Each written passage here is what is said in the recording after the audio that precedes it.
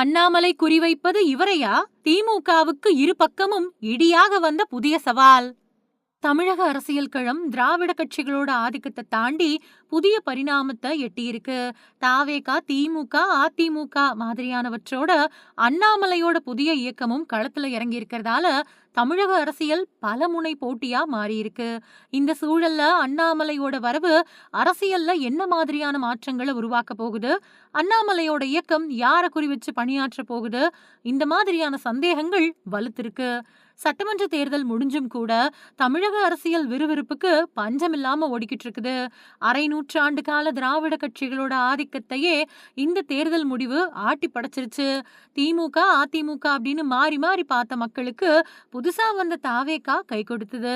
இந்த மாற்றத்தையே திராவிட கட்சிகளால ஜீரணிக்க முடியாத நிலையில அண்ணாமலை தன்னோட பங்குக்கு களமிறங்கி இருக்காரு. பொள்ளாச்சியில நடத்தின வீதி லீடர்ஸ் மாநாடு அடுத்த கட்ட எதிர்பார்ப்ப எகிர வச்சிருக்கு. அண்ணாமலையோட இந்த புதிய முயற்சி யாரை பாதிக்கும்? ஆளுங்கட்சியான தாவேகாவுக்கா இல்லனா எதிர்கட்சியான திமுகவுக்கா அப்படிங்கிறது தான் இப்போ எல்லா இடங்கள்லயும் பேச்சா இருக்கு.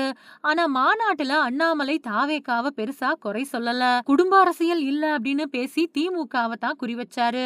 அதாவது தாவேகாவோட வாக்குகளை உடைக்கிறத விட திமுக அப்புறம் அதிமுகவில் இருக்கக்கூடிய அதிருப்தியாளர்களை தங் பக்கம் இழுக்கவே அண்ணாமலை காய் நகர்த்துறாரோ அப்படிங்கிற சந்தேகம் சோசியல் மீடியாவில் கிளம்பி இருக்கு. ஆனா இந்த விஷயத்துல அமைச்சர் செங்கோட்டையன் கவலையே படல. தாவேகாவுக்கு இளைஞர்கள், பெண்கள் அப்புறம் கல்லூரி மாணவர்களோட ஆதரவு தளபதி மாதிரியே உறுதியா இருக்குது. அண்ணாமலையோட பாதை வேற, எங்களோட பாதை வேற அப்படின்னு மூத்த தலைவர் செங்கோட்டையன் பேசுறாரு. இருந்தாலும் அண்ணாமலை மட்டும் 2026ல 1.68 கோடி பேர் வாக்களிச்சு விஜய தேர்ந்தெடுத்திருக்காங்க. எல்லாருமே முதல் முறை அமைச்சர்கள். செங்கோட்டையனை தவிர நிர்வாகம் புதுசு, தடுமாற்றம் இருக்கும், அவங்கள கை தூக்கி விடதான் வேணும் அப்படின்னு மென்மையா பேசியிருக்கிறது அரசியல் வட்டாரத்தையே ஆச்சரியத்துல ஆழ்த்தி இருக்கு. இத அண்ணாமலை முதிர்ச்சியா பேசுறாரா இல்ல எதிர்கால கூட்டணிக்கு ஒரு கதவு திறந்து வைக்கிறாரா அப்படிங்கறதும் தெரியல. இது போக போக தான் தெரியும்.